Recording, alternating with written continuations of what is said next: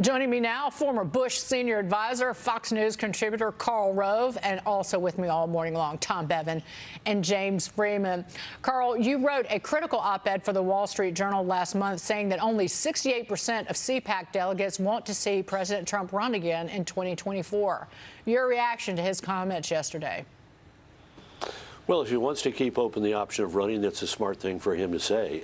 But he's got to deal with the fact that even at CPAC, which are the most loyal of the loyal, 97% gave him a very favorable rating, but only 68% said they wanted him to run, and I think it was 50-some-odd% said that they would support him if he did. So he's got to. The message there is we like what you did, but we may not like how you handled yourself. And I think the president, as he's thinking about this, needs to take that into consideration. But we got several geological ages to go before the 2024 presidential contest firms up. So there's no need for him to go beyond what he said to Maria yesterday, which was, I'm thinking about it. He did tell Maria that he would consider Ron DeSantis, the governor of Florida, as a running mate. So who are the real contenders? I think that Senator Tim Scott's response to Biden the other night really was uplifting for so many Americans and conservatives. And he now, I know that it's very soon after that speech, but it was really incredible in terms of really getting the message across, beginning to formulate what conservatives stand for. Yeah. Isn't it amazing? We had two speeches the other night. One of them was a semi-mediocre presidential address, and the other one, the response to the president's address, is normally where good speech writing and good speakers go to die. And instead, we got a heck of a speech from Tim Scott. And, yeah, I think it raised his profile enormously. And first, he's got to get reelected in 2022 in South Carolina. But again, because we have a long time to go until 2024, he's still got plenty of time to sort of think about it and get involved. And interestingly enough, and having done this once before myself, a reelection like this for Tim Scott actually helps him if he wants to run in 2024, because he's got an excuse to go around the country and ask people to contribute to his campaign, explain why it's important for 2022, which builds him friends for 2024. He'll be in Texas next week. I'm involved in a conference on Friday that's hosting Tim Scott, along with a bunch of others in alphabetical order: Chris Christie, Tom Cotton, Ron DeSantis, Mike Pence, Mike Pompeo, Rick Scott, and Tim Scott at a conference for Republican donors who supported voter registration, get out the vote activity here in Texas in 2020. So Scott's got a great opportunity, just like George W. Bush used his 1998 reelection in order to lay the predicate for 2000 presidential race. So does Tim Scott. And frankly, so does Ron DeSantis, who's going to be running for re-election as governor in Florida next year. That sounded like a roster of people who will be vying for the Republican nomination in 2024. But I think the party, the Republicans, and quite frankly, the country, we need to worry about the midterms before we get ahead of ourselves. Absolutely. Absolutely. In fact, virtually every one of the people who's coming to that conference is doing a fundraising event someplace in Texas the night before or the night after the event in order to raise money for our congressional candidates here in Texas. 9 members of our delegation got less than 56% of the vote. So all of these people are coming to Texas to help us raise money and enthusiasm. But you're right. Focus has got to be on 2022, because if we don't get back in control of the House and Senate, bad things will continue to happen. And I have your column here. I always print it out, and it's highlighted with notes that I take. And I also have James Freeman's, by the way. So I don't want to throw shade at James. If you've noted it, you should see what James Freeman and his other colleagues, my editors at the Wall Street Journal, do to my rough draft. My God, they write a lot on it. Well, always to the betterment of the column. It's perfection. Never needs a bit of editing. James, do you have a question for Karl? Well, Karl, I am wondering what your advice is to the non-Trump candidates you mentioned in terms of how they talk about Trump going forward. I think obviously they want to take the Trump fans and then grow that, so they want to appeal to a broader population, but they want to recognize his achievements and speak to those who still are fans. How do you recommend that the other candidates talk about Trump? Well, I think you're absolutely right. We have three things we got to do if we want to win. One is take the working class, blue collar, middle Americans who've been drifting into our party for the last 30 years, and that wave culminated in the election of Donald Trump, and solidify that base. Second of all, reassert our strength, regrow our strength in the suburbs, because we've got to win the suburbs. That's where in Arizona, Georgia, Wisconsin, Michigan, Pennsylvania, where we came up short in 2020, and it showed in the presidential contest. And finally, we've got to deal with the fact that we have a growingly diverse electorate. And we can do these things. I mean, Tim Scott, I think, showed the model the other night.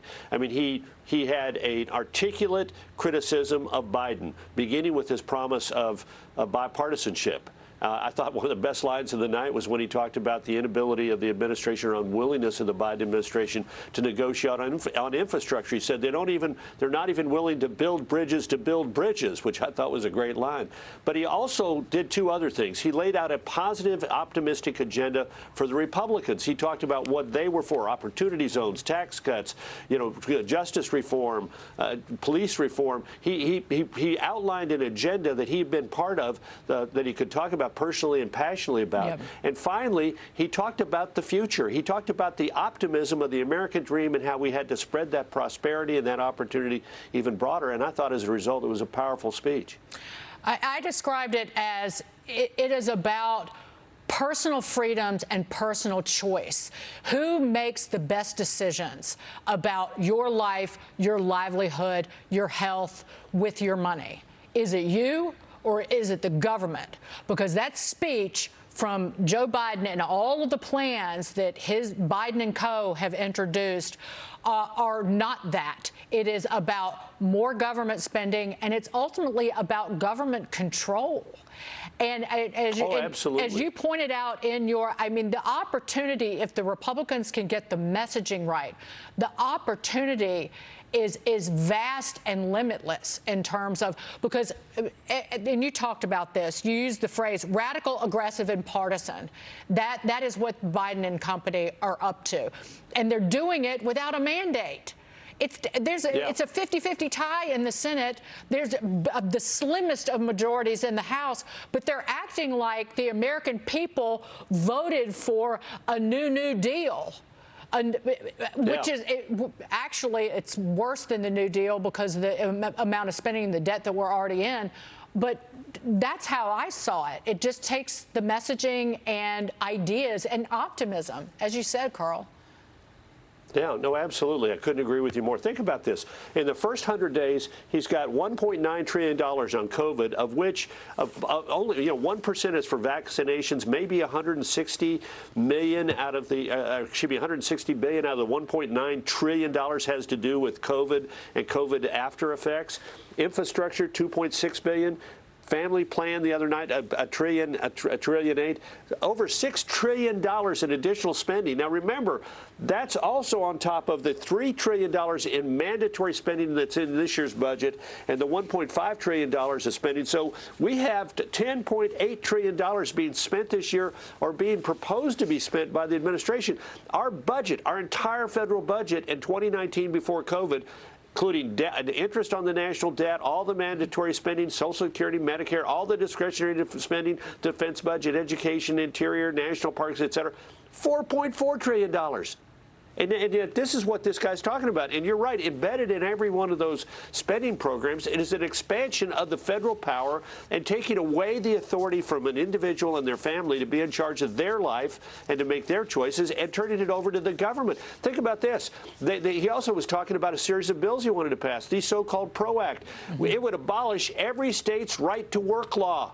Every state. He talked about H.R. 1, we got to have better elections. It would remove the ability of 31 states that require voter ID. They could no longer do it, and it would require every state to legalize a thing called ballot harvesting. Yep. In Texas, we outlawed ballot harvesting on a huge bipartisan vote, but suddenly we would be told by Washington, you can't do that. So you're right. It's not only money, but it's power, and it's taking it away from the states, taking it away from our local governments, and most important of all, taking it away from American individuals and American families. And in terms of the diversity of the message, I'll also point out the left, the liberals, the Biden administration will not stand up for police And the right, I mean, that's the duty of the government, is defense and public safety. That is the first responsibility of government. They won't stand up for the police. They duck their heads at the very least when police officers are demonized. And then they want to take away your right to defend yourself. That's also a message that should resonate with people, particularly, people who live outside of cities, or even people who do live in cities, Carl. So I'll leave it at that. Yeah, look. Yeah, look, in cities, can you name me a single poll you've ever seen where the black community in America says we want less police? I mean, do we support defunding our local police? I mean, vulnerable communities in America, regardless of who lives in those communities, whatever their color, their race, their background, their status in life, they know that the police are important to keeping the safety of their families and of their communities. And yet the Democrats, I mean, it's amazing to me how widespread this thing of we're going to reimagine the police, which is shorthand for we're going to cut their power, cut their authority, cut their budgets, and reduce their presence in our communities. Our city, my city of Austin, you see the state capitol over my shoulder, has cut its budget for police by $150 million. Karl, thank you for that. So much to talk about. More time next time. Karl Rove, be well, sir.